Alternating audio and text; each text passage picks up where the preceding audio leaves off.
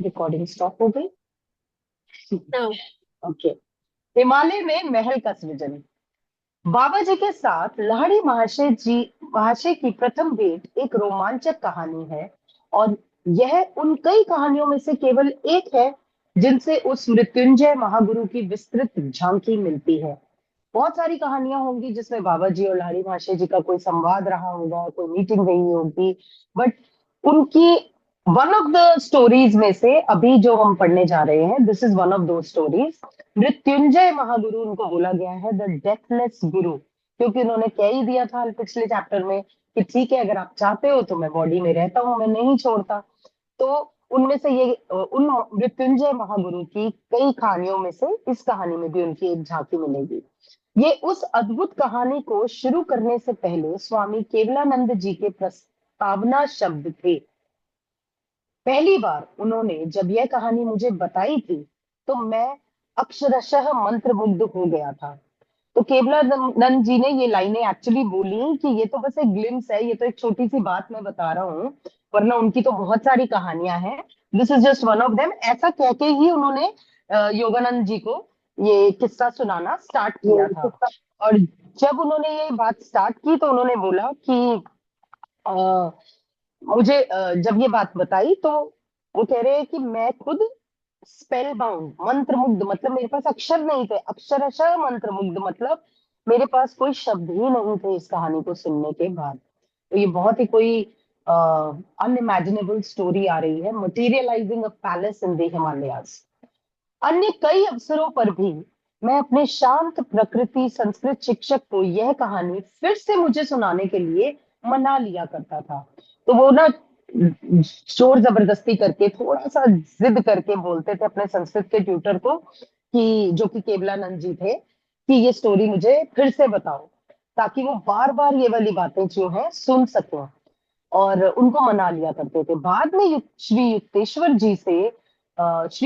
जी से भी मुझे लगभग उन्हीं शब्दों में वह फिर से सुनने को मिली। तो दो लोग एक ही कहानी को बता रहे हैं इन्हें, केवलानंद जी भी बता रहे हैं और युक्तेश्वर जी भी बता रहे हैं, और इन्हें मजा आता था, ये बार बार सुनने की जिद भी किया करते थे। और लाहिड़ी बादशाह जी ने के इन दोनों शिष्यों ने यह रोमांचक कहानी सीधा अपने गुरु के मुंह से सुनी थी। मतलब एक कहानी अभी शुरू भी नहीं हुई और उसकी जो उसका जो एक भाव है वो पहले ही प्रस्तुत कर दिया गया है कि कितनी अद्भुत कहानी रही होगी, कि उसके बारे में इतना इंट्रोडक्टरी पैराग्राफ चल रहा है, इतनी भूमिका बांधी जा रही है। बढ़ते हैं आगे। लाहिड़ी महाशय ने बताया था, बाबा जी के साथ मेरी पहली भेंट मेरे 33वें वर्ष में हुई थी। तो जब वो 33 इयर्स के हो रहे थे तब उन्होंने पहली बार बाबा जी से भेंट की थी। 1861 के शरद ऋतु में मैं दानापुर में सरकार के मिलिट्री इंजीनियरिंग विभाग में अकाउंटेंट के पद पर कार्यरत था। तो वहां वो गवर्नमेंट के अकाउंटेंट थे, मिलिट्री इंजीनियरिंग डिपार्टमेंट में। एक दिन सुबह ऑफिस मैनेजर ने मुझे अपने ऑफिस में बुलाया। उनको बुलाया गया वहां।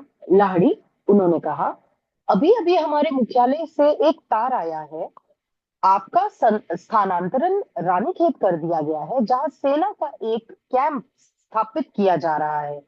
तो लाड़ी मासी जी को मैसेज आता है कि टेलीग्राम के थ्रू कि वो ट्रांसफर कर दिए गए हैं रानीखेत में, और वहां एक आर्मी पोस्ट एस्टेब्लिश की जाएगी, वहां एक आर्मी ऑफिस बनाया जाएगा। एक नौकर को साथ लेकर मैं उस 500 मील की यात्रा पर निकल पड़ा। तो उन्होंने अपना एक साथ में बंदा लिया, एक नौकर, एक सर्वेंट लिया, और 500 मील की दूरी तय करने वो चले गए। घोड़े और बग्घी से यात्रा करते हुए हम लोग 30 दिन में हिमालय में स्थित रानीखेत पहुंच गए। तो उनको लगे वहां तक पहुंचने में 30 डेज, और वो हिमालय में स्थित रानीखेत पहुंचे। Next page. तब घोड़े और बग्घी से जाया जाता था, तो वो घोड़े और बग्घी में सवार होकर पूरा एक महीना लगाकर रानीखेत पहुंचे। और ऑफिस में मेरा काम बहुत भारी नहीं था, अतः उन भव्य पर्वतों में कई घंटों तक घूमते रहने का समय मेरे पास था। जब काम कम होता है, आपके पास ड्यूटीज का इतना बोझ नहीं होता, तो आप थोड़ा सा अपना फ्री टाइम निकाल लेते हो। ऐसा ही उनके साथ था, और उन्होंने कहा कि मैं तब घूमने का समय निकाल पा रहा था। और हिल्स में उनकी जो कहते हैं ना कि एक खूबसूरती पहाड़ों की देखने का उनको मौका मिल रहा था। एक अफवाह मैंने सुनी कि बड़े बड़े संत उस क्षेत्र में निवास करते थे। अब इस तरह का र्यूमर था कि वहां बहुत ही बड़े ग्रेट सेंट्स वहां आते हैं, अपनी प्रेजेंस देते हैं, मतलब उनके दर्शन मात्र से लोग धन्य हो जाते हैं। तो उनके दर्शन करने की तीव्र इच्छा मेरे मन में जागी। एक दिन दोपहर में मैं पहाड़ों में यूं ही भ्रमण कर रहा था कि अचानक ऐसा लगा कि दूर कहीं से कोई मेरा नाम लेकर मुझे पुकार रहा है। और गूंजता भी है नाम पहाड़ों में, तो ऐसा उन्हें लगा कि शायद मुझे पुकारा गया है। और वो तो सिर्फ यूं ही भ्रमण कर रहे थे, पर उनको ऐसा आभास हुआ कि कोई मुझे पुकार रहा है, और वो काफी चकित रह गए। वो लिख रहे हैं कि मैं चौंक गया। द्रोणगिरी पर्वत पर जल्दी जल्दी चढ़ते जाना मैंने जारी रखा। वो उस समय द्रोणगिरी माउंटेन पे थे और वो ऊपर की तरफ जा रहे थे, चढ़ रहे थे। वो उन्होंने जारी रखा। थोड़ा सा वो परेशान हो गए कि यहाँ मुझे कौन आवाज लगा रहा है। तो यह सोचकर मन में थोड़ी सी बेचैनी अवश्य हो रही थी कि जंगल में अंधेरा छा जाने से पहले मैं वापस नहीं लौट पाऊंगा। पहाड़ों में वैसे भी जितना सूरज तपता है, तपिश मिलती है उसकी, उतनी ही जल्दी आपको अंधेरे का भी आभास हो जाता है। आप अंधेरे में भी मतलब अपने आप को लिपटा हुआ सा पाते हो। तो ये जंगल से घिरा हुआ पहाड़ों का इलाका था। तो उन्हें ये भी डर था, कहीं ना कहीं ना, डर से ज्यादा बेचैनी थी कि पता नहीं मैं जो अंधेरा छाने से पहले वापस भी लौट पाऊंगा या नहीं। क्योंकि पहाड़ों में घूमते घूमते कई बार आइडिया ही नहीं लगता कि आप कहाँ निकल गए हो। आखिरकार एक छोटी सी खुली जगह में पहुंच गया, जिसकी दोनों ओर गुफाएं थी। तो गुफा से घिरी हुई एक छोटी सी जगह उन्हें मिली, दोनों तरफ केव्स मिली उन्हें। वहीं पर बाहर को निकली एक चट्टान पर एक युवक मुस्कुराते हुए स्वागतार्थ हाथ फैलाए खड़ा था।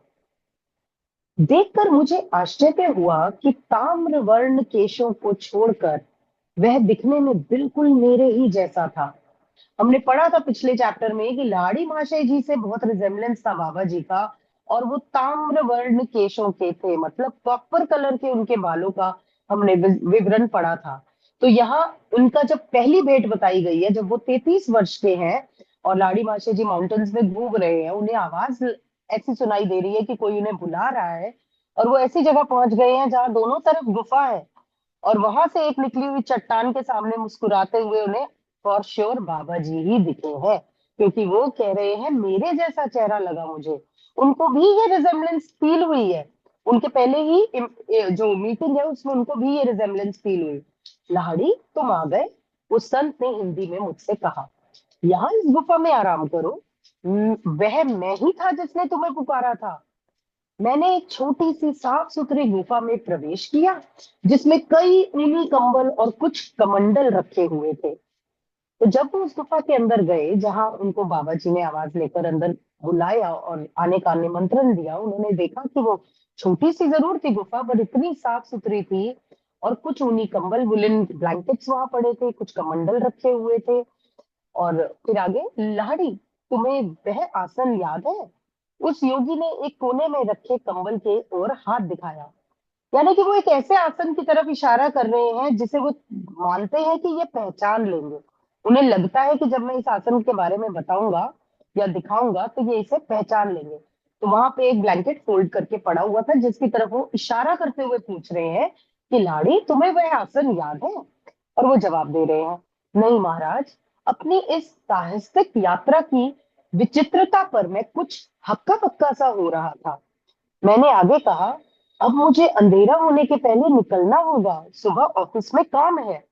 मन में तो उन्हें ये चल रहा है कि मैं बिल्कुल ही हक्का बक्का हूँ, मुझे समझ ही नहीं आ रहा कि ये हो क्या रहा है मेरे इस एडवेंचरस से ट्रिप में। मैं तो एक एडवेंचर पे निकला था, पहाड़ों की यात्रा कर रहा था, यूं ही ऑफिस में काम थोड़ा कम था, टहलने निकला, और ये मैं कहाँ पहुंच गया जहां एक शख्स मुझे कह रहा है कि तुम इस कंबल को पहचानते हो कि नहीं। तो उनको कुछ सूझ नहीं रहा था। पर उन्होंने दो ही बातें बोली कि नहीं महाराज, मैं इसे नहीं पहचानता, और अब मुझे अंधेरा होने से पहले निकलना होगा क्योंकि मेरा तो सुबह ऑफिस में काम है। तो उन्हें ऑफिस की साथ साथ चिंता थी। हम सबने पढ़ा एक चैप्टर में कि लाड़ी महाशय जी गृहस्थ थे, उनकी वाइफ भी थी। उन्होंने सारी जो अपनी एक मटेरियलिस्टिक लाइफ से नाता नहीं तोड़ा हुआ था, अपनी स्पिरिचुअल जर्नी को कायम रखते हुए भी। तो इस समय उन्हें अपने ऑफिस की भी चिंता थी। उस रहस्यमय संत ने अंग्रेजी में उत्तर दिया, The office was brought for you and not you for the office. Office को तुम्हारे लिए लाया गया है, तुम्हें। और किसी का फोन आया तेरे पास? भूमिका जी को म्यूट कर दीजिए। Next page Tushar. हाँ जी, मैं म्यूट हूँ। अरे अब हो हाँ। गए। Thank you. हो गए थे बीच में। तुम्हें ऑफिस के लिए नहीं, तो उन्होंने बहुत ही क्लियरली इंग्लिश में बोला। अब यहाँ बताया गया कि पहले तो उन्होंने हिंदी में वेलकम किया था कि आओ अंदर आओ, गुफा में बुला के ले गए, रेस्ट करने को कहा। लेकिन जब वो ऑफिस का बहाना क्या, उनको चिंता थी, वो बता रहे हैं कि मेरे को तो सुबह काम पे जाना है। तब इस मिस्टीरियस से सेंट ने, क्योंकि अभी इनका एक्चुअली में इंट्रोडक्शन दिया नहीं गया है, हम अंदाजा लगा रहे हैं, लेकिन उन्होंने अभी तक अपनी पहचान नहीं बताई है। और तब वो इंग्लिश में बोल रहे हैं कि ऑफिस तुम्हारे लिए बना है, तो मतलब office was brought for you, तुम्हारे लिए बनाया गया, तुम्हें ऑफिस के लिए नहीं, not you for the office. मैं अवाक रह गया कि यह वनवासी तपस्वी न केवल अंग्रेजी बोलता है, बल्कि ईसा मसीह के शब्दों का अर्थ भी इसके शब्दों से ध्वनित हो रहा है। ये जो बातें होती है ना कि the office was brought for you, you not for the office, ये जो फॉर वाला शब्द है, और इस तरह से कि घटना तुम्हारे लिए घट रही है, तुम्हारे को सताने के लिए नहीं घट रही। जैसे टोनी रॉबिन्स बोलते हैं, जो बहुत बड़े एक कोच है इंटरनेशनल लेवल पे, वो बोलते हैं life happens for you not to you. इसी तरह से जीसस क्राइस्ट के भी शब्दों में ये इस तरह की लैंग्वेज का, ग्रामर का यूज हुआ होगा। तभी लाड़ी माशे जी ने बोला कि जैसी भाषा जीसस क्राइस्ट की है, ईसा मसीह की है, इनकी तो इंग्लिश की भाषा का प्रयोग भी ऐसा ही है। क्योंकि कई बार क्या होता है, हम अपनी मातृभाषा में सोचते हैं, मान लो मैं हिंदी या पंजाबी में सोचूं और फिर इंग्लिश में ट्रांसलेट करूं, तो वो इंग्लिश डिफरेंट होगी, रादर देन मैं इंग्लिश में सोचूं और इंग्लिश में शब्दों का चयन करूं। तो यहाँ जो शब्दों का चयन है वो उन्हें बहुत ही हक्का बक्का कर रहा है। वो और ज्यादा हैरान हो रहे हैं कि ये चॉइस ऑफ वर्ड्स बहुत ज्यादा क्राइस्ट से मिलती जुलती है। मैं देख रहा हूं कि मेरे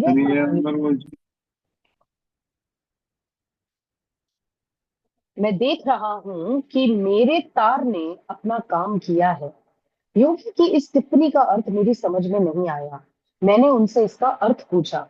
अब हमने पढ़ा कि तार आया, तार में ये लिखा था कि ट्रांसफर हो गई है, रानी खेत जाना है, वहां आर्मी कैंप होगा, ये सब उनके तार में था, टेलीग्राम में था। और उस तार का जिक्र यहाँ हो रहा है, तो वो हैरान है कि वो पूछ भी रहे हैं कि मुझे इस बात का अर्थ समझाइए, क्योंकि वो कह रहे हैं कि मैं देख रहा हूं कि मेरे तार ने अपना काम किया है।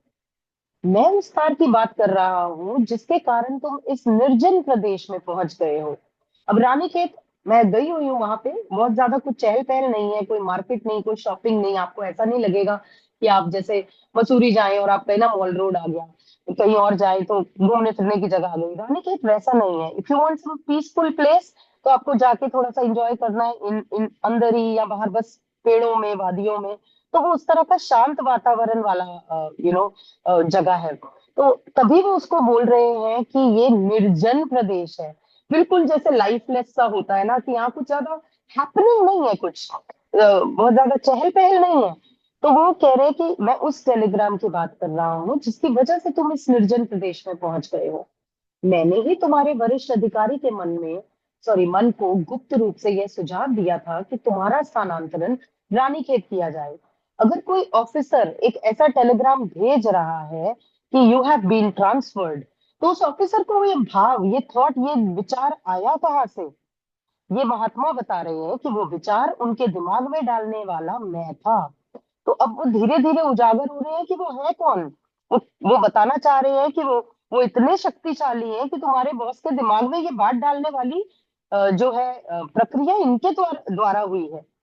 जब कोई मनुष्य मानव मात्र के साथ एकता अनुभव करता है, तब उसके लिए सभी मानव मन संचार केंद्र बन जाते हैं, और वह उनके माध्यम से अपनी इच्छा के अनुसार कार्य कर सकता है। तो यानी कि आप एक नेटवर्क में हो, आपके अंदर वो रेज ट्रांसमिट करने की एनर्जी ऐसी तीव्र, आप मीडियम बन जाते हो कि आप एक नहीं, एक्चुअली विश्व के सभी लोगों के साथ अपना तार स्थापित कर सकते हो, मीन्स आप अपना टेलीपैथी कर सकते हो।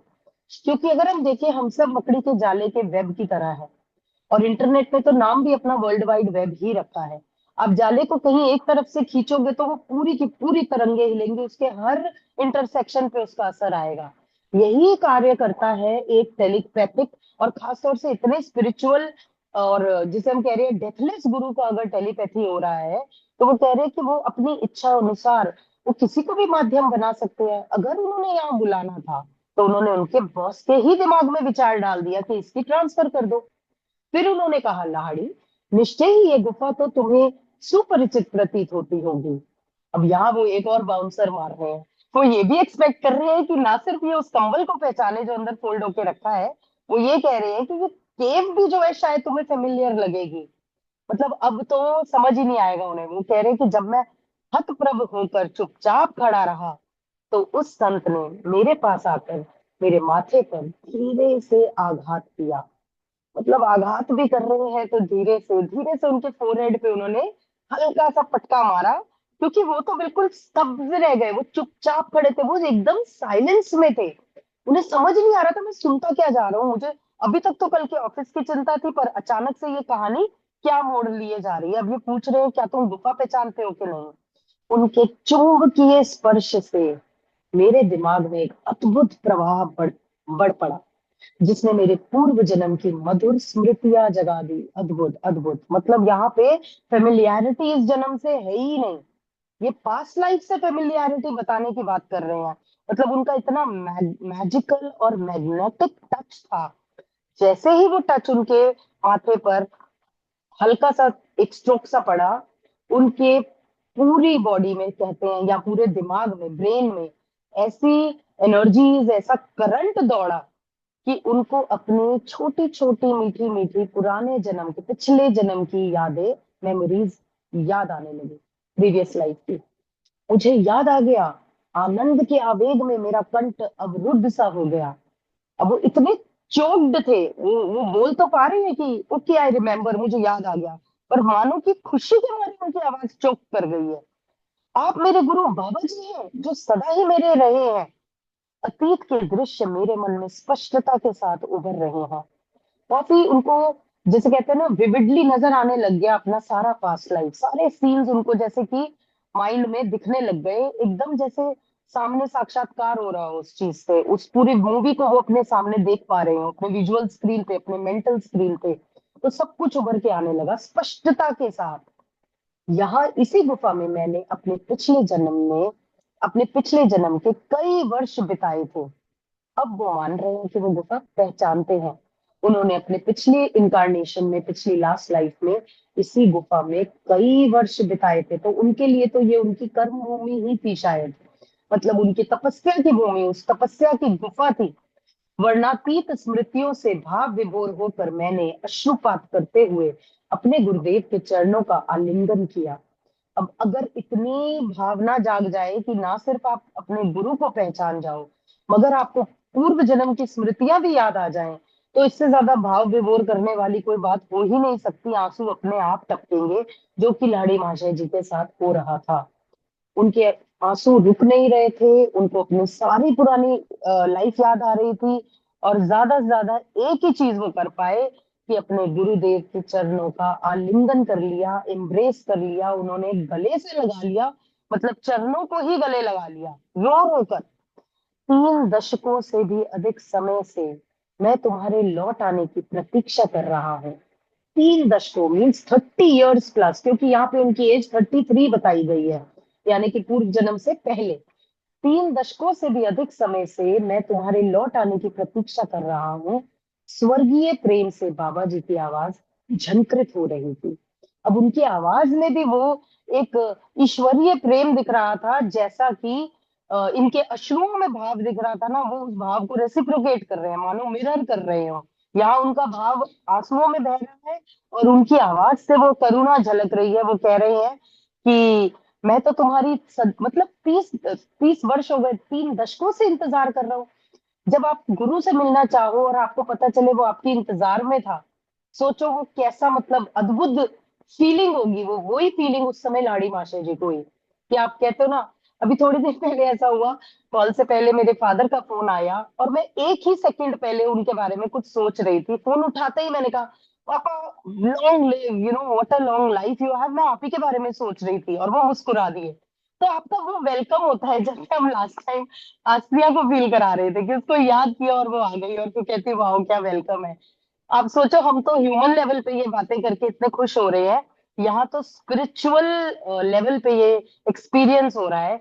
और एक्सपीरियंस भी एक लाइफ टाइम का नहीं है, अक्रॉस लाइफ टाइम्स ये एक्सपीरियंस हो रहा है कि एक प्रभु आपका, कोई आपके गुरु आपका 3 दशकों से इंतजार कर रहे हैं।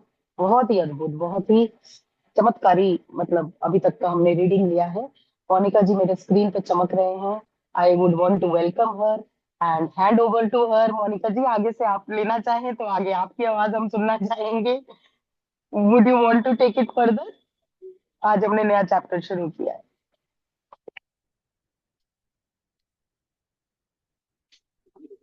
मोनिका जी अगर आप बिजी नहीं है तो आप लेना चाहेंगे आगे की रीडिंग?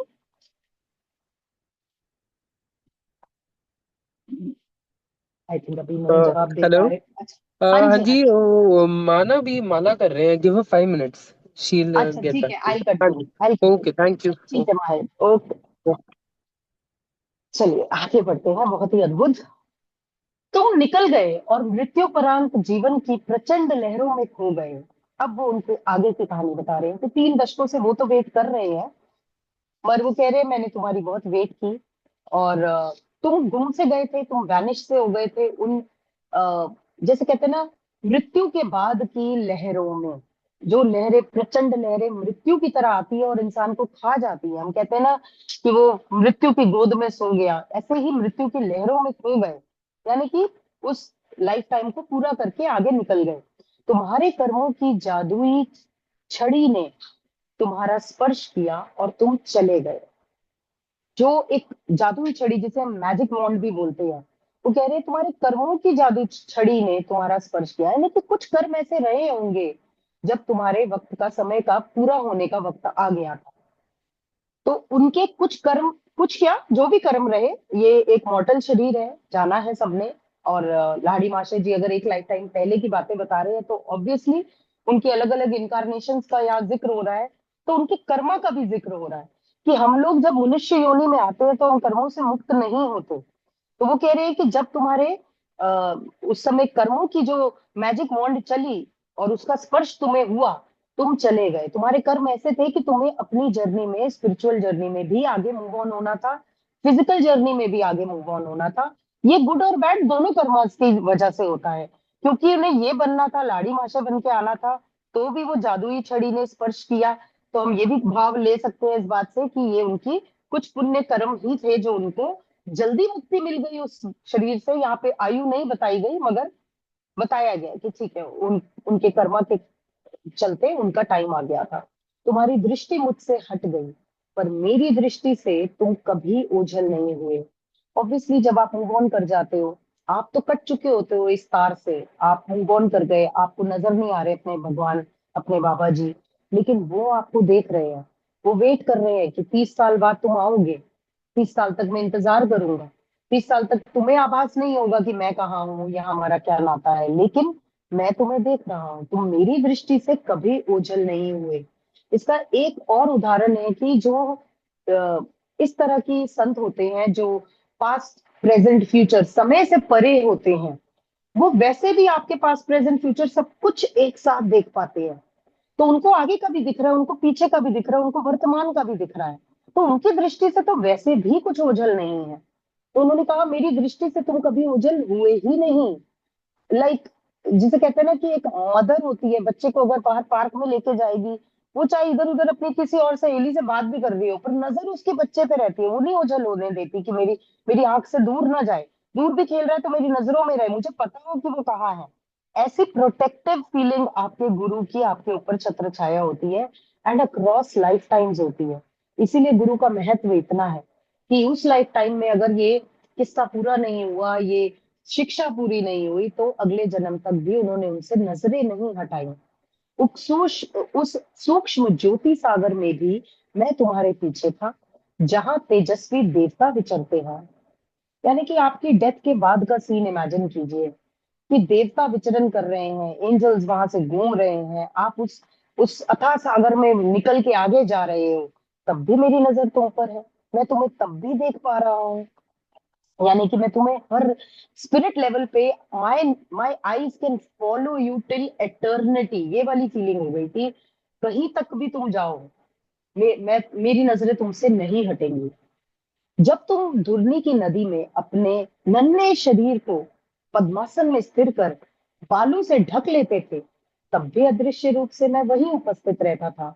हमने ये कहानी पढ़ी उनके बारे में कि जब वो छोटे से थे ना, 3 साल के, जो मुझे याद आ रहा है, 3 शायद मेंशन था, 3 साल की उम्र में वो सैंड में घुस जाते थे, सिर्फ सर बाहर होता था उनका, बाकी पूरे शरीर को वो सैंड से ढक के अंदर एक किस्म की तपस्या या समाधि या जो भी अपनी स्पिरिचुअल प्रैक्टिसेस करते थे पद्मासन में। तो वो कह रहे हैं उसका भी वास्ता दे रहे हैं, मतलब उनके अगले जन्म के बचपन की बातें भी उन्हें बता रहे हैं कि मैं ये सब देख रहा था, तब भी अदृश्य रूप से मैं वहां उपस्थित रहता था। इनके पास तो ये पावर थी कि ये दृश्य अदृश्य हो सकते हैं, और वो साबित कर रहे हैं इस व्याख्या में कि मैं वहां पे अदृश्य रूप से उपस्थित रहता था। महीनों पर महीने और वर्षों पर वर्ष इसी शुभ दिन की प्रतीक्षा करता हुआ मैं तुम पर दृष्टि रखता आया हूँ। तो एक मतलब एक टीचर की भी देखो ना कितनी प्यारी वेट है कि उन्होंने वर्षों महीनों, हालांकि उनके लिए समय से परे है वो, उनके लिए ये मायने नहीं रखता, महीनों और वर्षों उनके पलक झपकते बीत सकते हैं, फिर भी वो यहाँ व्याख्या मतलब अपने जो डिस्क्रिप्शन दे रहे हैं इस तरह से कि बियॉन्ड टाइम में तुम पे नजर रखा हुआ हूँ, अब तुम मेरे पास आ गए हो, यह रही तुम्हारी गुफा जो तुम्हें कभी इतनी प्रिय थी। अब उन्होंने उस गुफा में वर्षों बिताए हैं तो प्रिय तो होगी, और वो उसे उन्हें सौंपना चाह रहे हैं। वो कह रहे हैं ये रही तुम्हारी गुफा, जैसे किसी छोटे बच्चे को गिफ्ट मिल गया हो। मतलब आज आपको टीचर मिली, टीचर खुश हुआ आपसे और कह रहा है ये लो टॉफी, ये लो चॉकलेट। तो ये एक एक गिफ्ट वाली फीलिंग यहाँ पे, लेकिन तो गुरुओं की बात हो रही है, तो ये टॉफी चॉकलेट से बहुत ही परे है। पूरी की पूरी उनके पिछले जन्म की तपस्या की भूमि उनको वो याद दिला रहे हैं और दे रहे हैं कि यह रही तुम्हारी गुफा जो तुम्हें कभी इतनी प्रिय थी, मतलब अभी भी होगी। मैंने तुम्हारे लिए सदा इसे साफ सुथरी तैयार रखा है। मतलब ये सुन के तो कोई रो ही पड़े कि मेरे गुरु ने मेरे लिए किया है। वो कह रहे कि मैंने तुम्हारे लिए साफ सुथरी रखी हुई है, तैयार रखी है। अंदर घुसते ही उनका पहला फीलिंग यही बताया गया है कि उन्हें वो गुफा बहुत साफ सुथरी लगी, तो उन्होंने उन्हीं के विचार पकड़ के उन्हीं की बातों को शब्दों में बोला कि ये तुम्हारे लिए मैंने ही साफ सुथरी रखी है, तैयार रखी है, रेडी रखी है। I have kept it ready for you. तो आपके लिए अगर रेडी रखी है, ये रहा तुम्हारा पवित्र कंबल आसन जिस पर बैठकर तुम प्रतिदिन अपने विस्तारित होते हृदय में भगवान को भर लेते थे। उन्हें उनका कंबल भी याद दिला रहे हैं। वो कह रहे हैं जब भगवान को तुम अपने अंदर एक्सपैंड करना चाहते थे ना, कि तुम्हारे हृदय इतना विशाल हो जाए, उसमें भगवान समा जाए, उस तरह की जब तुम्हारी तपस्या होती थी, तुम इसी कंबल पे किया करते थे। यही है तुम्हारा वो आसन जिसमें तुम अपने हृदय में भगवान को भर लेते थे, और हृदय ही इतना विस्तार हो जाता था, ऐसा लगता था इस हृदय में पता नहीं सृष्टि समा जाए शायद। विस्तार का तो यही अक्षर मतलब हम एक विजुअल बना सकते हैं। तो वो कह रहे हैं यह रहा तुम्हारा कटोरा। उन्होंने अंदर घुसते ही कमंडल भी देखे थे, तो अब वो कह रहे हैं यह रहा तुम्हारा कटोरा जिससे तुम मेरे बनाए हुए अमृत का पान करते थे। अब सोचो कि वो अमृत बना के दे रहे हैं और शिष्य उसका पान करता है, वही उनको कमंडल वापस दिया जा रहा है। देखो इस पीतल के कटोरे को मैंने कैसे चमका कर रखा है। 3 दशकों तक उसको चमका कर रखना, यानी कि उनका ये भाव कि मेरा शिष्य लौटेगा नए शरीर में, नए रूप में, नए किस्सों के साथ, नई कहा मतलब उसी कहानी को आगे बढ़ाने के लिए। तो वो कह रहे हैं कि पीतल के इस कटोरे को मैंने कैसे चमका कर रखा है ताकि किसी दिन फिर से तुम उसका उपयोग कर सको। मेरे अपने पुत्र, क्या अब तुम्हारी समझ में आ गया। अब उन्होंने उनको पुत्र की उपाधि दे दी, बेटा ही बोल दिया कि क्या अब तुम्हें समझ आ गया, नाउ डू यू अंडरस्टैंड, अब तुम्हें समझ आया। और वो कह रहे हैं मेरे गुरुदेव, मेरे पास कहने के लिए और क्या हो सकता है। गद्य स्वर में मैं धीरे से बोला। आवाज नहीं निकल रही, आवाज की जैसे कि एक तो शब्द नहीं मिलते, भाव इतना होता है आपके गले में, जब आंसू आ रहे होते हैं ना गला भर आता है, आवाज नहीं निकलती खुशी के मारे भी, और ओवरवेल्म्ड हो जाते हैं जब हम तब भी। तो वो कह रहे कि मैंने धीरे से बोला क्योंकि इससे ज्यादा बढ़ ही नहीं रही थी आवाज। कहीं किसी ने भी कभी ऐसे अमर प्रेम के बारे में भी सुना है?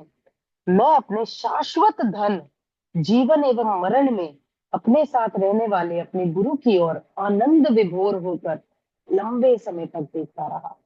कुछ नहीं समझ आ रहा था, बस वो उन्हें देखे चले जा रहे थे, उस इटर्नल ट्रेजर को, जो उनको लग रहा है कि it is beyond life and death, it is something unimaginable. और आनंद विभोर, वही भाव विभोर करने वाला उनका वो एक मीटिंग थी। लाड़ी, तुम्हारी शुद्धि आवश्यक है, यानी कि you need to go through some purification. Obviously आप एक गृहस्थ में जी कर आए हैं, इस तीन दुनिया में रहकर, ऑफिस जाकर, हर तरह के आपने जीवन को जिया है, मगर एक स्पिरिचुअल जर्नी में एक शुद्धिकरण जरूरी होता है। तो वही बात यहाँ पे वो कह रहे हैं कि तुम्हारी शुद्धि आवश्यक है। इस कटोरे में रखा तेल पी लो और जाकर नदी किनारे लेटे रहो। भला तेल भी कोई पीने को बोलता है, पर यहाँ वो बोल रहे हैं, और गुरु है तो उनका, वो कहते हैं ना तुम्हारा हुक्म ही है क्या, your wish is my command. तो वो कह रहे हैं इस तेल को पी लो और नदी के किनारे लेटे रहो। उन दो गुफाओं के पास मतलब नदी भी है।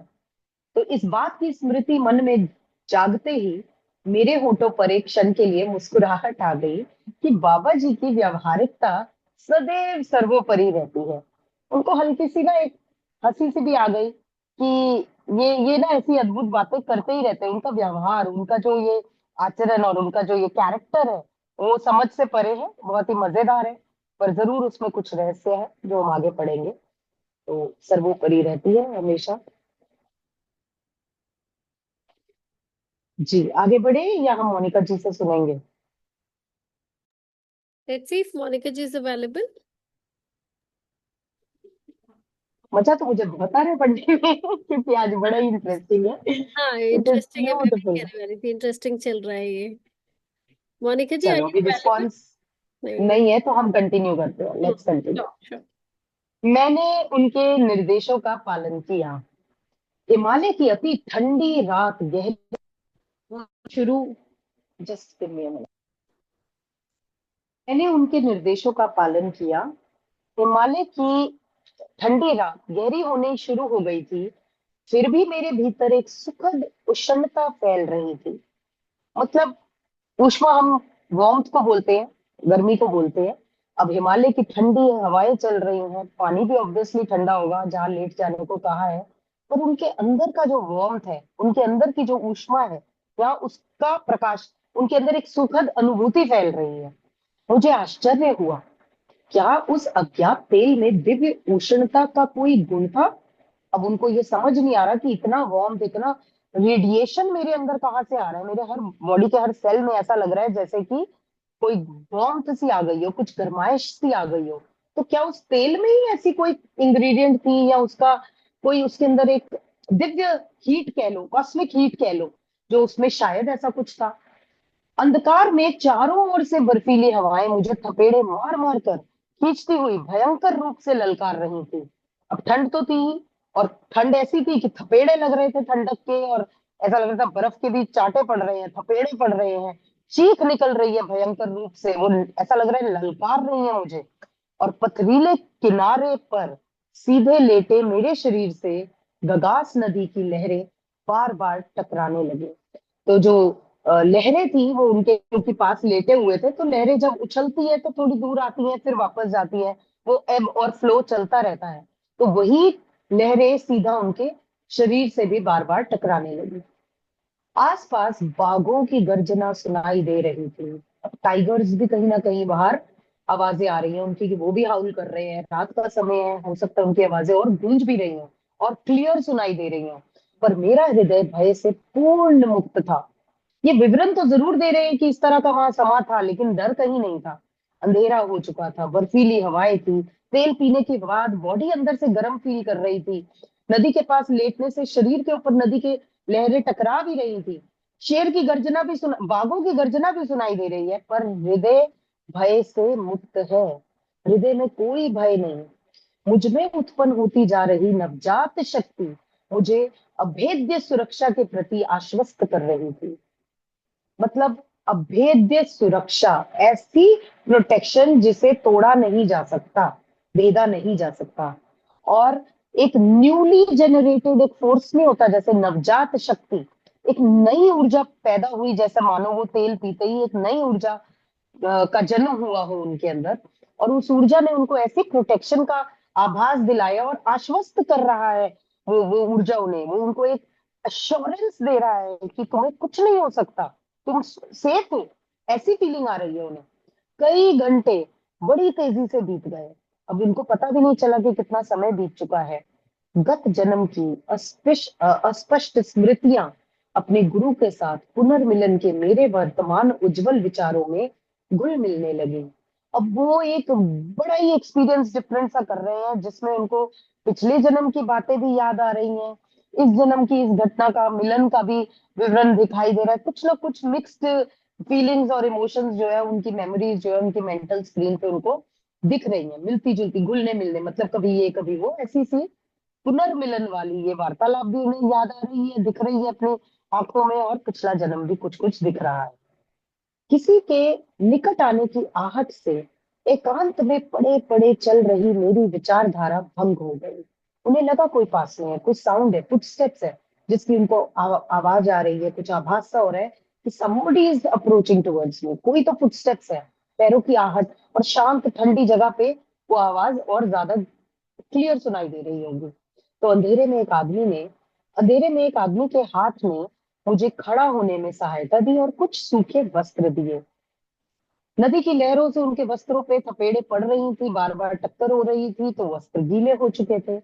अब इस शख्स के बारे में बात हो रही है जो अंधेरे में वो आया और हाथ बढ़ाकर उनको खड़ा होने में सहायता दी, और उन्होंने उनको सूखे वस्त्र दिए, ड्राई क्लोथ्स, ये अब आप बदल सकते हैं। आओ बंधु, उस आदमी ने कहा, गुरुदेव तुम्हारी प्रतीक्षा कर रहे हैं। यानी कि ये गुरुदेव से हटकर कोई दूसरे शख्स है, और वो कह रहे हैं आओ बंधु, मतलब कम ब्रदर, मतलब उनके जैसे गुरु भाई जैसे होते हैं। तो वो कह रहे हैं आओ बंधु, गुरुदेव तुम्हारी प्रतीक्षा कर रहे हैं, यानी कि वो उनके उनके भेजे हुए ही थे। तो तो आगे, हाँ, गुरुदेव तुम्हारी प्रतीक्षा कर रहे हैं। जंगल में मुझे रास्ता दिखाता हुआ वह मेरे आगे आगे चलने लगा। उनको रास्ता मालूम था, वो उनके आगे थे, ये उनके पीछे थे। जब हम अपने रास्ते के एक मोड़ पर पहुंचे, तब अचानक दूर दिखाई देने वाली एक स्थिर प्रकाश से रात में उजाला हो गया। मतलब फिर से कोई प्रकाश पुंज दिख रहा है इसमें। जैसे ही वो अपने रास्ते के एक मोड़ पर पहुंचे, पहाड़ों का रास्ता है, कहीं एक मोड़ आया, दूर दिखाई देने वाला एक स्थिर, स्टेबल, मतलब हिल भी नहीं रहा, एक प्रकाश उस रात में उजाला हो गया। वो रात इतनी काली रात टाइप थी, मतलब अंधेरा, ठंडी हवाएं, सब कुछ अंधेरे का ही डिस्क्रिप्शन हो रहा है। अचानक से उसमें एक स्थिर प्रकाश से रात में उजाला हो गया। क्या सूर्योदय हो रहा है, मैंने पूछा। पूरी रात तो अवश्य ही नहीं बीती है। उनका टाइम का पता तो नहीं चला नदी के पास बैठे हुए, लेटे हुए, क्योंकि यहाँ लिखा है कई घंटे बड़ी तेजी से बीत गए, पर उनको ये आभास जरूर था कि पूरी रात नहीं बीती है। इसलिए वो बड़े क्वेश्चन में और बड़े हैरान होकर पूछ रहे हैं कि सनराइज हो क्या है, क्या क्या सूर्योदय हो क्या है, पूरी रात तो अवश्य ही नहीं बीती है। मध्य रात्रि का समय है, मेरे मार्गदर्शक मृदुल हंसी हंसते हुए बोले। वहां दूर जो प्रकाश दिख रहा है वह एक स्वर्ण महल की आभा है, जिसका सृजन अद्वितीय महागुरु बाबा जी ने आज रात किया है। अद्भुत। उन्होंने कहा ये आभा एक्चुअली उस स्वर्ण महल, एक गोल्डन पैलेस की है, जो आज ही रात बाबा जी ने अपनी तरफ से, अपनी चमत्कार से उसका आज सृजन किया है, उसको क्रिएट किया है। अद्वितीय महागुरु, जिनके जैसा कोई दूसरा नहीं है, जिनका कोई मुकाबला नहीं, अनपैरेलल्ड, इनक्रेडिबल, जो भी आप उनको दे सकते हैं उपाधि। तो उन्होंने कहा कि अभी आज रात को ही उन्होंने इसकी रचना कर दी है, एक स्वर्ण महल की। और क्योंकि वो सोने का महल है, तो उसकी प्रकाश इस रात को उजाले में दिख रहा है। आप देखो, अगर चंद्रमा की भी जो प्रकाश किरणें पहुंचेंगी सोने पर, तो वो वहां पे रिफ्लेक्ट बैक होगा और वो चमकेगा। और वो तो पूरा स्वर्ण महल है, कोई एक छोटा सा पीस नहीं है। तो पूरा महल की आभा है जो वहां दिखाई दे रही है। सुदूर अतीत में कभी तुमने महल के सौंदर्य का आनंद लेने की इच्छा व्यक्त की थी। हमारे गुरुदेव आज तुम्हारी वह इच्छा पूरी कर तुम्हें अपने कर्मों के आखिरी बंधन से मुक्त कर रहे हैं। मतलब उन्होंने इस बात को जोड़ा है ऐसी उनकी इच्छा से जो उन्होंने कभी व्यक्त की थी कि इस तरह का मैं कभी महल देखूं, सोने का महल। और उन्होंने कहा ये तुम्हारी आखिरी इच्छा, यानी कि इसके बाद का जीवन कुछ अलग ही होने वाला है। उन्होंने कहा कि ये तुम्हारी वह इच्छा भी पूरी कर, हमारे गुरुजी आज तुम्हारी वह इच्छा पूरी कर तुम्हें अपने कर्मों के आखिरी बंधन से मुक्त कर रहे हैं। कर्मों का जो बंधन होता है ना, डिजायर से बंधा होता है। तो अगर उनका ये एक लौता डिजायर था जो अपूर्ण था, अद्भुत था, अनइमेजिनेबल था, वो पूरा करके वो तुम्हें डिजायर फ्री करना चाह रहे हैं। जब ये बात कह रहे हैं कि वो तुम्हें अपने कर्मों के आखिरी बंधन से मुक्त कर रहे हैं, तो बहुत बड़ी बात है कि अब आप अपने कर्मों के बंधन में बंधे नहीं रहोगे। You will not be bound by it. तो कर्मा का एक लॉ है कि आपका जो विश है वो फुलफिलमेंट तक, वो डिजायर जो है आपको उस चेन से बांधे रखता है, जिसकी वजह से आप बार बार रीइंकारनेट होते हो, आप बार बार नया जन्म लेते हो।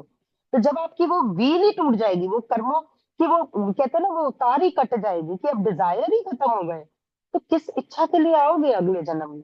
इच्छाएं पूरी कर लेना बहुत बड़ी बात है। हमारी इच्छाएं एक के बाद एक बढ़ती जाती है, छोटी के बाद बड़ी गाड़ी, छोटे के बाद बड़ा घर, कुछ नहीं है तो सब कुछ चाहिए, सब कुछ मिलने के बाद और बहुत कुछ चाहिए, फिर फेम चाहिए, फिर नेम चाहिए।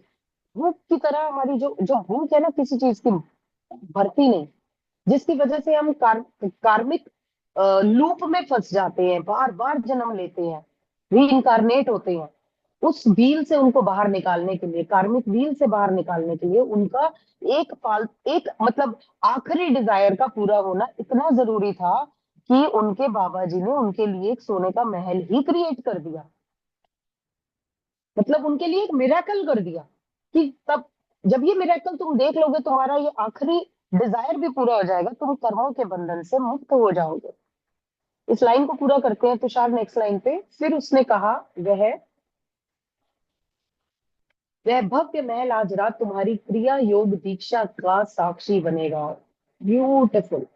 यहाँ उन्हें क्रिया योग की दीक्षा मिलने वाली थी। सोचो, आपको क्रिया योग की दीक्षा मिलने के लिए भगवान आपके लिए खुद एक सोने का महल बना रहे हैं। कितनी प्यारी पात्रता लिए आप जन्मे हो।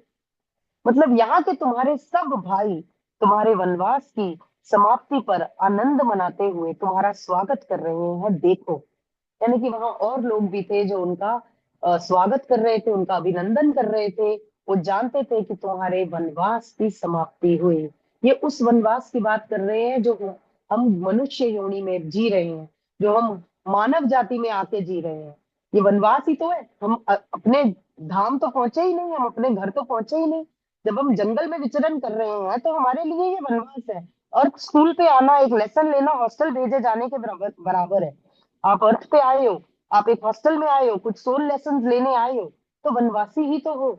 जब आप अपने प्रभु के द्वार वापस पहुंच जाओगे, किसी न किसी धाम पहुंच जाओगे, या उनमें ही विलीन हो जाओगे, आप मोक्ष प्राप्त करोगे, तब माना जाएगा कि आप अपने घर आए हो।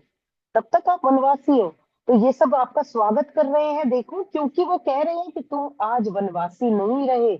अब तुम्हें क्रिया योग की यहाँ दीक्षा मिलेगी। ये महल उसका साक्षी बनेगा। और तुम्हारे ही अपने भाई बंधु यहाँ तुम्हारा जो है अभिवन जो भी वेलकम कर रहे हैं, अभिवादन कर रहे हैं, स्वागत कर रहे हैं। और आई थिंक हमारा टाइम हमें इतना ही पढ़ने की अलाउ कर रहा है। Thank you so much for giving me a chance. Many special thanks to Monika ji for being late, वरना ये मौका मुझे मिलता ही नहीं। I loved reading what I read today, it was incredible. Thank you, thank you, thank you so much. Thank thank you. So much. Sheetal, आपने कमाल कर दिया। I was just सच में going with कमाल the कर flow. दिया। I loved it. बहुत सुंदर, बहुत, मुझे तो ऐसे लग रहा था जैसे मैं ही बोल रही हूँ। बिल्कुल ऐसे लग रहा था। बहुत अच्छी सुंदर संगत बोला का आपने। असर होता है, देखो आपका असर आ गया हम पे। बहुत अच्छा बहुत बोला। सुंदर, बहुत आप सुंदर। बीच बीच में सचमुच आप शीतल जी लिया बहुत करो अच्छा मेरे दिल में। पढ़ती हैं। आप शीतल जी भी बहुत अच्छा पढ़ती हैं। यस। थैंक यू एवरीवन, ये थैंक बात यू। दो और राय नहीं है इसमें। बहुत सारी बातें ऐसी समझ में आ जाती हैं, जैसे इन्होंने बोला था, बहुत छोटा सा वर्ड बोला था इन्होंने, मैं पूरा सुनाया वैसे, क्योंकि बहुत अच्छा बोलती ही हैं, इसमें कोई दो राय नहीं है।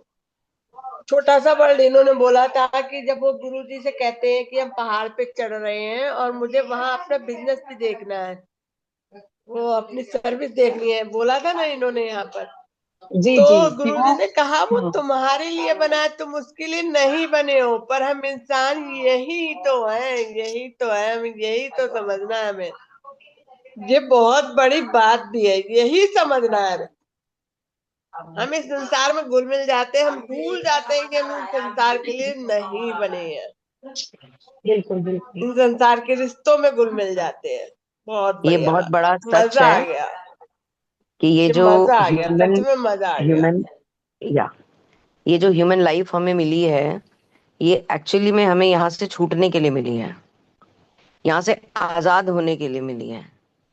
ये एक बहुत बड़ा सच है जो हमारे शास्त्रों में भी लिखा हुआ है कि ह्यूमन लाइफ इसलिए मिली है ताकि आप गॉड के साथ अपने रिलेशन को स्ट्रॉन्ग करके उनके साथ अपना ऐसा मैनेजमेंट सेट कर लो कि आपको बार बार दुनिया में आना ही ना पड़े। ये एक डोर है, ये एक ओपनिंग डोर है यहाँ से हमेशा के लिए निकलने का।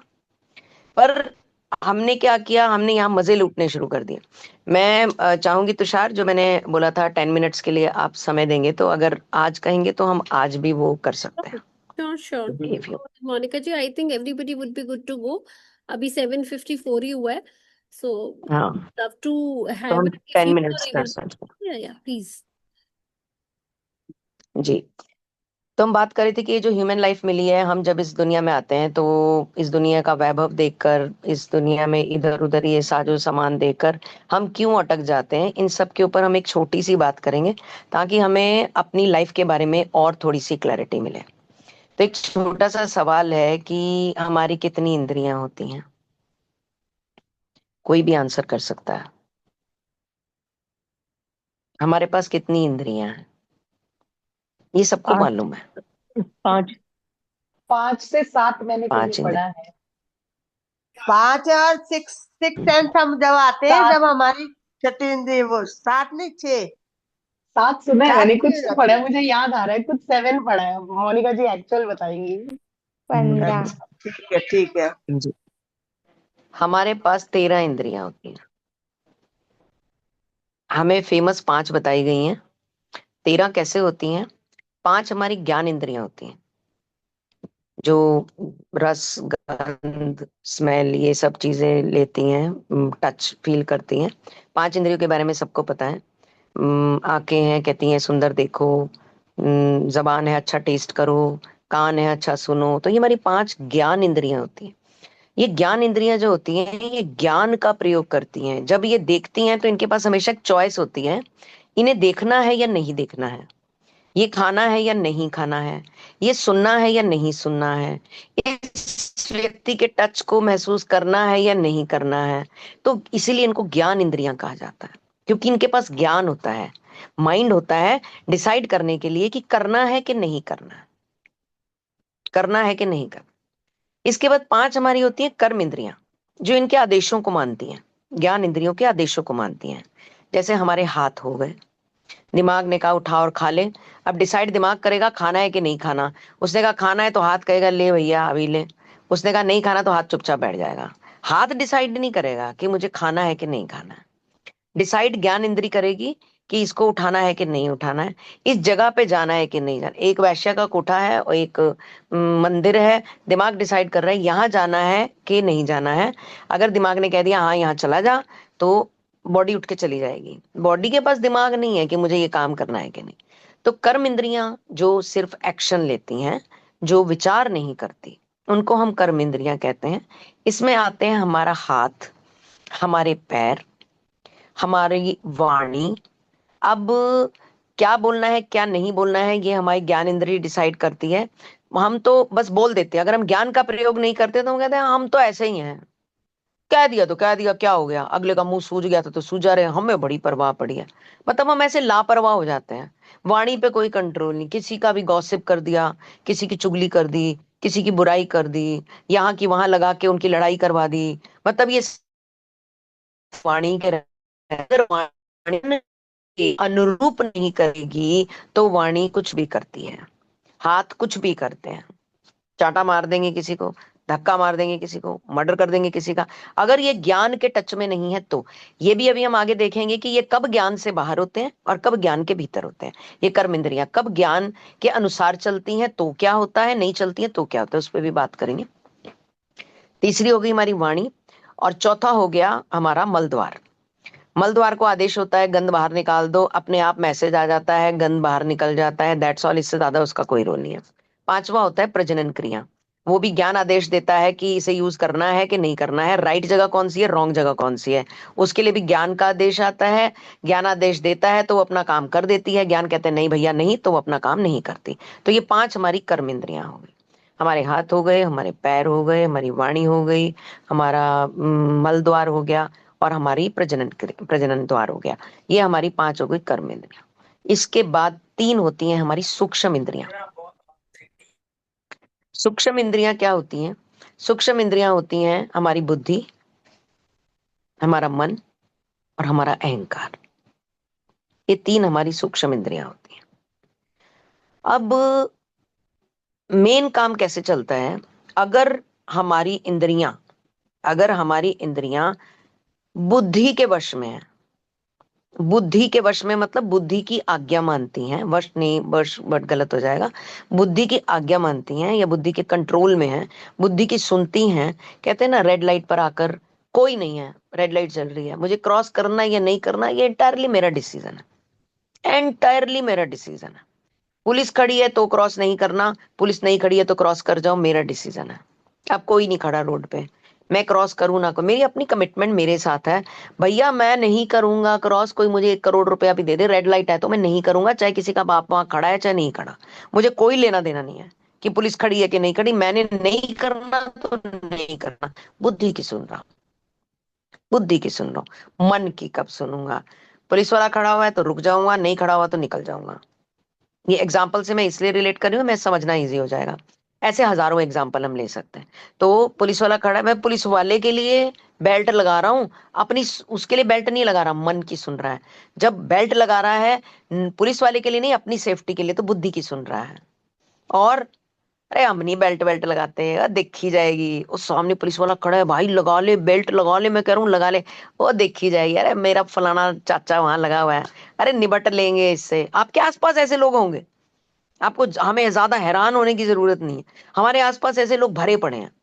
जो पुलिस वाला आपकी तरफ कदम बढ़ा रहा है तो भी आप स्टोर में हो कि मेरा फलाना बंदा पॉलिटिक्स में है, मेरा अपना, अरे भाई खेल ले, अरे खेल जाएंगे। हम तो खेलने में बिलीव करते हैं, हमें तो मजा आता है कोई हमारे पास आए और फिर हम एक फोन मिलाएं और फिर उसे बताएं भाई पंगा ना ले लियो हमारे साथ। अहंकारी लोग, जिनका बुद्धि से कोई लेना देना ही नहीं होता, और जो मन के साथ भी अटैच नहीं होते, वो अपने अहंकार के साथ अटैच होते हैं। जो लोग अपने अहंकार के साथ अटैच होते हैं वो अपनी पांचों इंद्रियों का प्रयोग हमेशा गलत कामों के लिए करते हैं, हमेशा गलत कामों के लिए करेंगे। वो अपनी इंद्रियों से बहुत ज्यादा दूर होते हैं, बहुत ज्यादा दूर, उनका कोई लेना देना ही नहीं होता। किसी को भी चांटा मार देंगे, किसी को भी धक्का मार देंगे, कहीं भी रिश्वत ले लेंगे, कहीं भी झूठ बोल देंगे, कहीं भी कुछ भी कर देंगे। मतलब they are out of this sense कि इन पांच इंद्रियों को मुझे सजगता से अच्छे तरीके से यूज करना है। फिर उनके कर्म भी खराब होते हैं, फिर उनके रिजल्ट भी खराब आते हैं, फिर उनको चैलेंजेस भी आते हैं लाइफ में, जो इस तरह से अपने अहंकार में रहते हैं। कुछ लोग होते हैं जो मन की सुनते हैं, कभी सही कर जाते हैं कभी गलत कर जाते हैं। किसी दोस्त ने कह दिया ले ले ले ले तो ले लिया, कभी बोला कि नहीं यार मैं ले तो रहा हूं पर मुझे ठीक नहीं लग रहा, कल ले ली थी आज नहीं लूंगा, नहीं रहने दे, तो मन बुद्धि का बीच में प्रयोग कर लिया, कभी मन का कर लिया कभी बुद्धि का कर लिया, ऐसे डोलते रहते हैं। कुछ होते हैं जो बिल्कुल ही मन की सुनते हैं, वो अहंकार और मन का मिक्सचर होते हैं, वो मन की सुनते हैं। तो अगर हम अपनी लाइफ को बुद्धि से लीड करेंगे, यानी कि मेरी लाइफ का ड्राइवर कौन, मेरी बुद्धि, बुद्धि मतलब इंटेलिजेंस। अगर मेरी लाइफ का ड्राइवर बुद्धि है तो मेरे गलत काम करने के चांसेस 90% कम हो जाते हैं, 90% कम हो जाते हैं। एक पर्सन है वो ऐसी कुर्सी पे बैठे जहां धन की गंगा बह रही है, कि धन मतलब कोई लेना नहीं चाह रहा, फिर भी धन कह रहा है भाई मैं तेरे दरवाजे पे चौखट पे बैठा हूं, भाई हीप्स लगे हुए हैं, ढेर लगे हुए हैं, भाई उठा ले। वो कहता है नहीं तो नहीं, नहीं तो नहीं, जो मेरी तनख्वाह आ रही है 1 लाख 1.5 लाख 2 लाख, मैं उसमें खुश हूँ, ये पैसा कहीं ना कहीं निकल जाएगा। नहीं तो नहीं, बुद्धि लीड कर रही है उसकी लाइफ को। मन जिसकी लाइफ को लीड कर रहा है, कभी पकड़ लेगा, कभी रोक देगा, कभी पकड़ लेगा, फिर पकड़ लेगा, फिर पकड़ लेगा, फिर रोक देगा, ऐसे वो डामाडोल सा रहता है। और अहंकारी व्यक्ति हमेशा पकड़ लेगा, ऑलवेज। तो हमने ये नोट कर, हम सब ने, जितने लोग इस क्लास में, हम सब ने ये नोट करना है, मेरी लाइफ का ड्राइवर कौन है? मेरी बुद्धि है, मेरा मन है, या मेरी लाइफ को मेरी ईगो ड्राइव कर रही है? मेरी ड्राइविंग सीट पे जो बैठा होगा वैसे मेरे कर्म होंगे, वैसा मेरा जीवन होगा।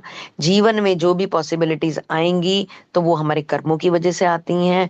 जैसे कर्म हम बनाते हैं। अब जो द्वार की बात हो रही थी कि हम दुनिया में आए हैं, हम इंद्रिय भोग करने नहीं आए हैं।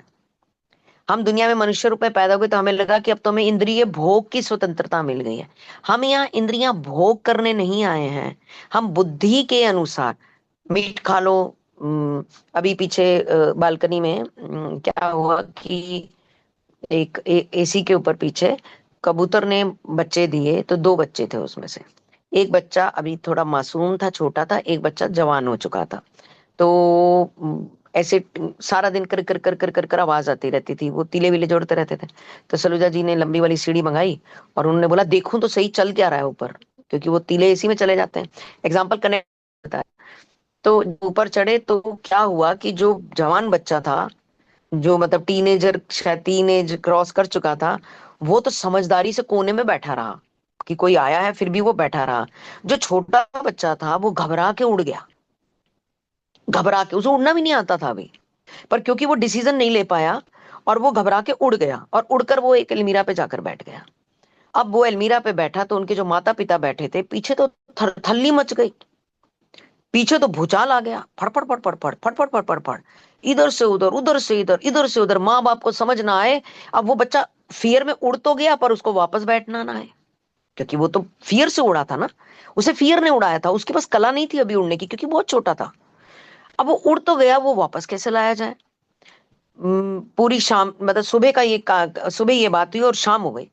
मैंने सलूजा जी को बोला भाई ये तो कुछ करना पड़ेगा, ये तो हमने पीछे उनकी जिंदगी में शांति फैला दी, ये काम तो आपको करना पड़ेगा। गए और एक टॉवल लेके उस कबूतर को वापस उसकी जगह पे पहुंचाया। वो फैमिली कंप्लीट हुई और सब लोग एक साथ बैठे। अब मन में क्या चीज आ रही थी, अब जब हम ये सब चीजें शास्त्रों में, कहानियों में पढ़ते हैं कि इसने उसको ऐसे कर दिया, किसी पशु की ऐसे कर दिया, तो भाई फिर वो चिकन खाने वाली कहानियां कहाँ जाती हैं? जो आदमी इतनी सरलता, अब वो काम करके उनको बड़ी राहत मिली कि मैंने एक फैमिली कंप्लीट कर दी। तो वहीं मैंने उनको पकड़ के क्या बोला, ये फैमिली तो कंप्लीट हो गई, बट जो मुर्गी की फैमिलियां तोड़ देते हो उसका क्या? उसके भी ऐसे ही चूजे होते हैं, उनको भी ऐसे ही दर्द होता है, उनके भी ऐसे ही माँ बाप होते हैं, उनकी भी फैमिली ऐसे ही टूटती है।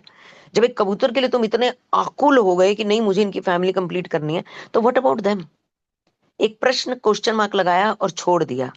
सेल्फ सेल्फ इंट्रोस्पेक्शन के लिए अब अपना दिमाग लगाओ कि क्या करना है इस चीज के लिए। तो हम सबको ये जन्म अपने बार बार शरीर मिलने की यात्रा से मुक्त होने के लिए मिला है। बार बार बार बार शरीर मिलना, और मिलेगा हर बार। जब हम कर्म को पेंडिंग करते जाएंगे तो बार बार शरीर आएगा। अच्छे कर्म करते हैं वो भी पेंडिंग होते हैं, बुरे कर्म करते हैं वो भी पेंडिंग होते हैं। तो वो ऐसे कैसे हो कि वो कर्म ही ना बने? ऐसी कोई विधि भी है क्या? क्योंकि बहुत सारे लोग अच्छे काम करते हैं, खाना खिलाते हैं, प्याऊ लगवाते हैं, एसी दान देते हैं, कूलर दान देते हैं, कपड़े दान देते हैं, वो क्या? वो कर्म स्टैंड बाय हो रहे हैं। परमात्मा कहता है मैं अच्छे कर्म का फल भी दूंगा, मैं बुरे कर्म का फल भी दूंगा, मेरा काम फल देना है, कर्म करोगे तो मैं दूंगा। इसे कर्म कांड कहते हैं। जो मनुष्य, जैसे पंखे पे नाम लिखा हुआ है मेरे फलाने पिताजी की मेमोरी में, बेंच पे नाम लिखा हुआ है, फ्लोर पे टाइलों पे नाम लिखा हुआ है, तो ये कर्म कांड है। ये अच्छे कर्म है, पर ये इन्हें इन्हें भोगने के लिए आना पड़ेगा। फल क्या मिलेगा? एक अच्छे घर में जन्म मिलेगा, रोटी पानी कपड़ों की व्यवस्था पूरी मिलेगी, फिर से मनुष्य जन्म जियोगे, इस दुनिया को दुखाले कहा गया है, फिर दुखाले में आओगे, कभी कैसे कभी कैसे कभी कैसे कभी कैसे जीवन काटोगे, फिर कर्म कांड करोगे, फिर दोबारा ये प्रोसेस चलता रहेगा। तो कर्म कांडों से मुक्ति कैसे करनी है? क्या करें कि कर्म कांड से मुक्त हो जाए? अपना हर काम, कोई भी काम, छोटा बड़ा, कोई भी काम, कोई भी डिसीजन, कोई भी शॉपिंग, कोई भी परचेजिंग, कोई भी भोजन, कोई भी कपड़ा, जो भी अपने आप अपने जीवन के लिए यूज कर रहे हैं, प्रभु के चरणों में समर्पित करके करो। कर्म जीरो, वो प्रभु का कर्म बन गया। अब प्रभु खेल जाएंगे, अब प्रभु खेल जाएंगे। अगर मैंने कराया, मेरी फोटो आनी चाहिए, मेरा नाम नहीं लिया, मेरा नाम मेंशन नहीं है वहां, मेरा नाम लास्ट में लिखा हुआ है, तो कर्म कांड मैं कर रहा हूं, फिर उसका फल भी मैं ही लेने आऊंगा। तो नो वन हो जाओ, आई एम नो वन। जो हो रहा है उसके लिए हो रहा है, जो कर रहा हूं उसके लिए कर रहा हूं, जो कर रहा हूं उसकी मर्जी से कर रहा हूं। मेरे क्षण क्षण में, मेरी हर श्वास में वो ही है। मैं रात का भोजन खा रहा हूं उसके लिए खा रहा हूं, सुबह का बना रहा हूं उसके लिए बना रहा हूं, मार्केट से कोई व्हीकल खरीद के ला रहा हूं उसके लिए ला रहा हूं। लो जी, आ गई आपकी गड्डी प्रभु जी, अब रोज चलना मेरे साथ और मौज लेंगे। बस इतना सा काम हमने कर दिया, इतना सा काम, हम बहुत बड़े शिकंजे से बाहर निकल आएंगे। और ये मुश्किल नहीं है, इसमें कुछ मुश्किल नहीं है। कोई मार्केट नहीं जाना, कुछ खरीदना नहीं, कुछ बेचना नहीं, कोई बिजनेस नहीं करना, कोई पैसा नहीं घुमाना, कोई समय नहीं लगाना। बस मेरी श्वास में ये चल रहा है कि मेरा जीवन तुझे समर्पित है और मैं जो भी कर रहा हूँ वो आपके लिए कर रहा हूँ। बस खत्म। मेरी श्वासें भी तुम्हारी हैं, ये शरीर भी तुम्हारा है, मेरी औकात की मैं अगली सांस ले जाऊं अगर आपकी परमिशन ना हो। अगर हम इस रिदम में आ गए, इस रिदम में, फिर अगले जन्म में प्रभु की हम पे कृपा हो सकती है कि मैं इसे मानव शरीर दूं या ना दूं, क्योंकि इसने अपने आप को मेरे चरणों में समर्पित कर दिया है। सिंपल, बस इतना ही है, इससे ज्यादा कुछ नहीं है, इससे ज्यादा कुछ नहीं है। और जब मैं हर चीज उनको समर्पित करता जाऊंगा तो मेरे अंदर विनम्रता बाय डिफॉल्ट आ जाएगी, कंपैशन बाय डिफॉल्ट आ जाएगा, वननेस बाय डिफॉल्ट आ जाएगी, गॉसिप ऑटोमेटिकली बंद हो जाएंगे, चोरी रिश्वत ऑटो, ये सब ऑटो मोड में चलना शुरू हो जाए। क्योंकि मैं प्रभु को क्या कहूंगा? प्रभु मैं रिश्वत ले रहा हूँ, आपके चरणों में समर्पित करके ले रहा हूँ। प्रभु मैं झूठ बोल रहा हूँ, आपके चरणों में समर्पित करके बोल रहा हूँ। प्रभु जी देखो, मैं उसका घर तोड़ने की कोशिश कर रहा हूँ, मैं आप, अरे अपने आप दिमाग में घंटी बजेगी भाई, ये तो गॉड नहीं एक्सेप्ट करेंगे, गॉड थोड़ा एक्सेप्ट करेंगे इसको। तो अपने आप हमारे अंदर के सिस्टम चेंज होने शुरू हो जाएंगे, हम अंदर से बदलने शुरू हो जाएंगे। हम 1-2 साल में ऐसे हो जाएंगे, जब हम पीछे मुड़ के देखेंगे तो हम बोलेंगे हम कचरा थे, हम बिल्कुल कचरा थे, और आज हम कितने अच्छे लेवल पे हैं। क्यों? क्योंकि आज उसके प्रकाश में बैठे हैं। यही हम इस किताब में पढ़ रहे हैं, इस किताब में यही तो पढ़ रहे हैं हम, कि योगानंद नंदा जी क्या थे? प्रभु के प्रकाश में ही तो थे बचपन से। कभी हमने पूरी कहानी में पढ़ा है, हमने उनकी पूरी किताब में, वो मार्केट सब्जी लेने गए, उन्होंने बिजनेस किया, उन्होंने इतने पैसे ठगे, उन्होंने चोरी करी, उन्होंने फलानी चीज बेची, उसमें इतने पैसे, हमने पूरी किताब में कहीं पढ़ा कि उन्होंने कोई ऐसी मानवीय एक्टिविटी की हो जिसमें कोई पाप कमाया हो उन्होंने? यहाँ घर से भाग रहे हैं भगवान पाना है, वहां घर से भाग रहे हैं भगवान पाना है, ये करना है भगवान पाना है, ध्यान करें भगवान पाना है, साधना करें भगवान पाना है। उन्होंने अपना पूरा जीवन उनको समर्पित किया होता है, इसीलिए आज हम उनकी किताबें पढ़ रहे हैं। अगर वो हम जैसे आम आदमी का जीवन समर्पित करते तो क्या कोई लोग हमारी किताब पढ़ रहा होता? हमें कोई डिस्कस कर रहा होता? नहीं। हम उनकी इसीलिए पढ़ रहे हैं क्योंकि उन्होंने अपने आप को प्रभु चरणों में समर्पित किया। हम सब ने भी अपने आप को प्रभु चरणों में समर्पित करना है और अपने हर एक्शन को उनका एक्शन बना देना है। That's all. Thank you so much. So beautiful, so beautiful. Thank you so much, Monika ji. ये 10 मिनट नहीं, आप इसको तो आप पूरा सेशन में ही टेकअप कर लेते तब भी कम था। इतना बढ़िया टॉपिक थैंक यू हाँ जी मोनिका जी, बहुत बहुत थैंक यू। जब आपने कहा कि कितनी इंद्रियां हैं, तो मेरे दिमाग में भी वही ज्ञान इंद्रियां ही आई थी। तो मैं दिमाग दौड़ाने की कोशिश तो कर रही थी पर समझ नहीं आ रहा था। बट रियली थैंक यू कि ज्ञान इंद्रियां पांच, पांच कर्म इंद्रियां और 3 मन बुद्धि सूक्ष्म इंद्रिय, अहंकार सूक्ष्म इंद्रियां। यहाँ बुद्धि पर हम और शीतल मन, दोनों फेल। मन बुद्धि, हाँ जी, बुद्धि मन और यहाँ पर अहंकार, हम और सीरियल वाइज शीतल दोनों फेल बुद्धि हो गए। मन और अहंकार। बुद्धि मन और अहंकार। सो अरे ब्यूटीफुल, मतलब ये इतना डीप कॉन्सेप्ट था और इतना कम टाइम में आपने इतने अच्छे से इसको एक्सप्लेन किया, that too with the example from the real life. बहुत बहुत बहुत बहुत ही वंडरफुल कॉन्सेप्ट था, बहुत ही सही बात। टॉपिक था that you have taken up. I am really thankful कि आपने ये लिया, आपने ये पूछा हमें और एक दिन आपने बैठ के explain किया। अपने बच्चों को भी, या अपने बच्चों को भी हमने ये बात एक दिन बैठ के क्लियर करनी है, एग्जाम्पल्स के साथ ही क्लियर करनी है, ताकि जब वो अपनी लाइफ में डिसीजन ले रहे हो तो वो नोटिस करें कि मैं किससे डिसीजन ले रहा हूँ, मैं किस चीज को सोच रहा हूँ, कौन सी चीज मैं हाईलाइट कर रहा हूँ इस टाइम, मैं बुद्धि से ले रहा हूँ, मन से ले रहा हूँ, या अहंकार से ले रहा हूँ। और अपनी तरफ से पूरी कोशिश कीजिएगा कि बच्चे चिकन ना खाएं, फोर्स नहीं करना है, बस उनको नॉलेज देते जाना है। ये नॉलेज अपने आप, जो रोज खाते हैं वो अपने आप उसको कोशिश करेंगे कि हम एक दिन छोड़कर खाएं, फिर एक दिन छोड़ के वो हफ्ता छोड़कर हो जाएगा, फिर वो अपने आप संख्या बढ़ेगी। आप सिर्फ आनंद लेना, बिल्कुल। आप सिर्फ आनंद लेना, बस उनको ज्ञान में डाल दो, इस नॉलेज में डाल दो। बाकी उनको अपने आप फोर्स, किसी मतलब हम कभी भी फोर्स नहीं करेंगे। आप देखेंगे महीने में एक हो जाएगा, एक एक दिन हो जाएगा महीने में, वहां से भी हटके फिर सिर्फ पार्टीज में रह जाएगा। मतलब जो घर से आप इसका ऑर्डर उदाहरण देते मेरी थे। बेटी है। मेरी बेटी ने तो छोड़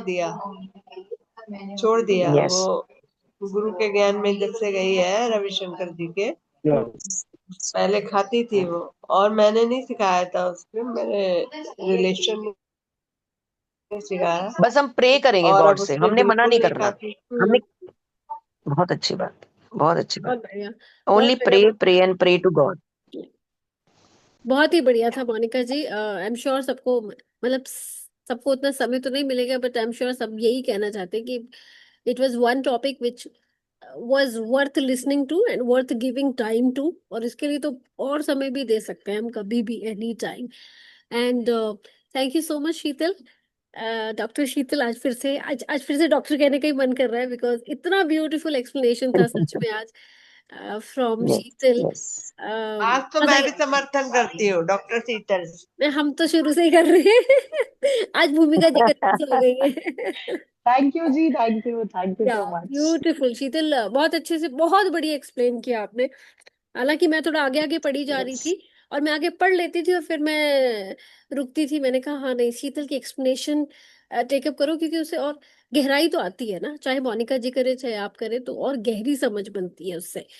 जो चीजें हो सकता है हम अपने पर्सपेक्टिव से सीख रहे हैं, समझ रहे हैं, उसको थोड़ा और एक पर्सपेक्टिव भी कह सकते हैं, और एक क्लैरिटी आ जाती है जब आप लोग एक्सप्लेन कर रहे होते हैं।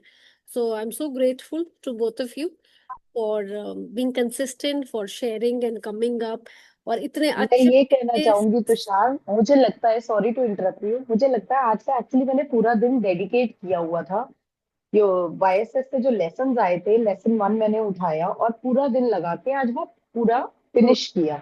तो मैं ऑलरेडी उस जोन में थी, शायद उस भाव से मैं आज जब पढ़ रही थी ना, मैं हम्म, खुद इतनी मंत्रमुग्ध थी, इतनी आनंद में थी, क्योंकि हम्म, सारा दिन आज उन्हीं विचारों में थी। हम्म। पूरा दिन ही आज मेरा उसी पे, किताब पे बीता। तो मुझे वो ऐसा लग रहा था, मुझे कंपन हो रही थी उसे पढ़ते पढ़ते, लिटरली शिवरिंग, और आज ही ऐसे मौका कि मिल गया। I loved it. Beautiful, no beautiful. Lesson 1, हाँ हम लोग वही दोबारा चेकअप किया हुआ है। बहुत ही बढ़िया, बहुत मजा आ रहा है। हमारी कंसिस्टेंसी थैंकफुली थोड़ी बिल्टअप हो गई है।